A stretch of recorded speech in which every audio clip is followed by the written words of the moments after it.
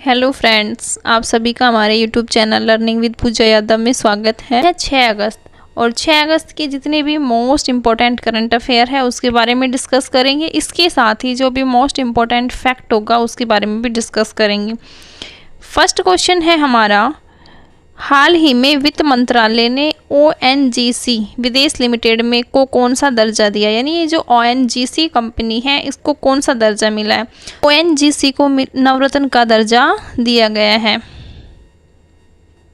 हाल ही में वित्त मंत्रालय ने तेल की 2 प्रमुख कंपनियां ऑयल इंडिया और ONGC विदेश को महारत्न व नवरत्न, ऑयल इंडिया को मिला है महारत्न का दर्जा और ONGC को मिला है नवरत्न का दर्जा, स्वायत्तता प्रदान की जाएगी। ONGC के बारे में तो इसकी स्थापना हुई थी 13 अगस्त 1956 को और वर्तमान में इसके अध्यक्ष हैं अरुण कुमार सिंह और मुख्यालय इसका नई दिल्ली में। ONGC विदेश पेट्रोलियम प्राकृतिक गैस मंत्रालय का हिस्सा है जो अब 14वां नवरत्न CPSI बन गया है। कोई भी कंपनी अगर नवरत्न बनने से पहले किसी भी कंपनी के पास कोई मिनरल्स स्टेटस होना चाहिए, साथ ही इनके बोर्ड में 4 स्वतंत्र निदेशक भी होने चाहिए, तभी किसी कंपनी को नवरत्न का दर्जा मिलता है। अब ONGC सहित 14 नवरत्न CPSI हो गए हैं। दूसरा इंडियन ऑयल है। इंडियन ऑयल को हाल ही में महारत्न का दर्जा दिया गया है। इंडियन ऑयल की स्थापना हुई थी 18 फरवरी 1959 में। इसका मुख्यालय नोएडा में। वर्तमान में इसके अध्यक्ष रंजीत रथ है। ऑयल इंडिया पहले नवरत्न कंपनी के रूप में वर्गीकृत था, अब उसे किसका दर्जा दे दिया गया है, महारत्न का दे दिया है। देश का 13वां महारत्न CPSC बन गया है क्या, ऑयल इंडिया। ऑयल इंडिया देश की दूसरी सबसे बड़ी राष्ट्रीय तेल गैस कंपनी है। वर्तमान में 12 महारत्न कंपनियां और 14 नवरत्न CPSC कंपनियां हैं। बात करें हमारे अगले क्वेश्चन के बारे में, हाल ही में राजमार्ग यात्रा ऐप किसने लॉन्च किया है।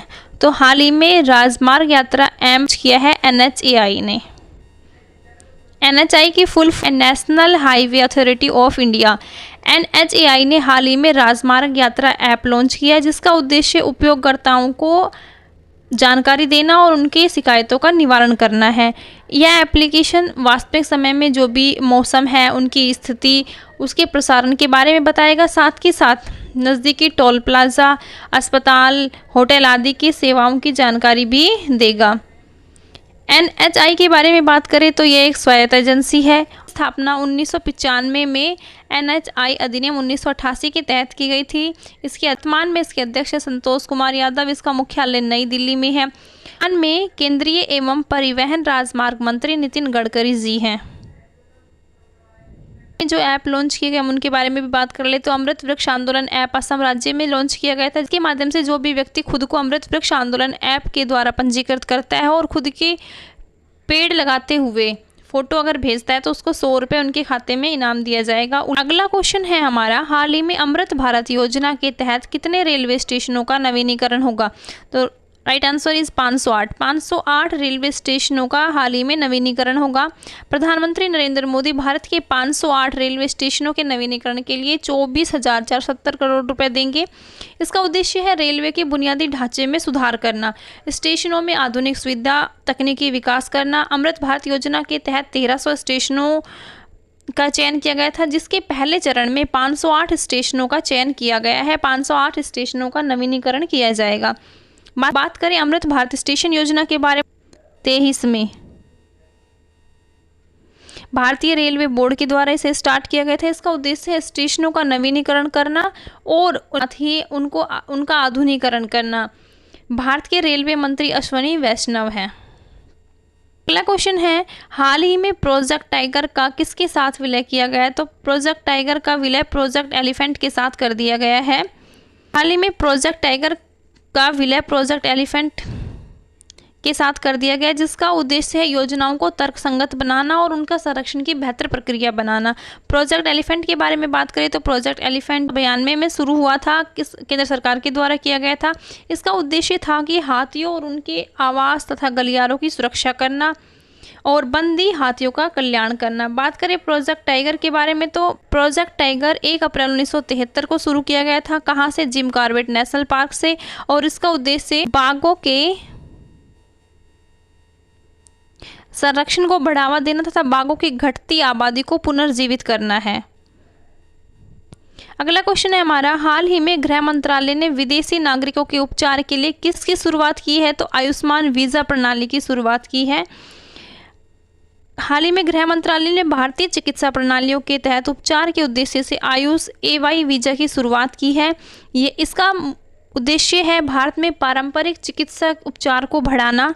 इसके तहत चैप्टर 11 मेडिकल वीज़ा के बाद जो नया चैप्टर यानी चैप्टर 11 वीज़ा A शामिल किया गया है, इससे भारत में मेडिकल वैल्यू ट्रैवल को बढ़ावा मिलेगा। भारत के योग आयुर्वेद चिकित्सा प्रणाली को विदेशों में प्रचार होगा और लोग की चिकित्सा प्रणाली के बारे में जान पाएंगे। अगला क्वेश्चन है, हाल ही में बाल देखभाल घरों की निगरानी के लिए किस पोर्टल को लॉन्च किया गया है? तो MASI पोर्टल को लॉन्च किया गया है। हाल ही में राष्ट्रीय बाल अधिकार संरक्षण आयोग ने बाल देखभाल संस्थानों व उनकी निगरानी के लिए MASI एप्लीकेशन की शुरुआत की है। इसका उद्देश्य किशोर न्यास अधिनियम 2015 के निरीक्षण तंत्र को प्रभावी बनाना था। यह एप्लीकेशन एक निगरानी पोर्टल है, 2015 में स्थापित की गई थी। इसका उद्देश्य था बच्चों से संबंधित समस्याओं को हल करना, जो अनाथ है, जो माता पिता के द्वारा त्याग दिए गए हैं और जो खो गए हैं। राष्ट्रीय बाल अधिकार संरक्षण आयोग के अध्यक्ष प्रियंका कानूनगो हैं। हम कल के करंट अफेयर का क्विक रिवीजन कर लेते हैं। में उत्कर्ष व उन्मेष उत्सव का उद्घाटन कहाँ किया गया? तो भोपाल, मध्य प्रदेश की राजधानी भोपाल में।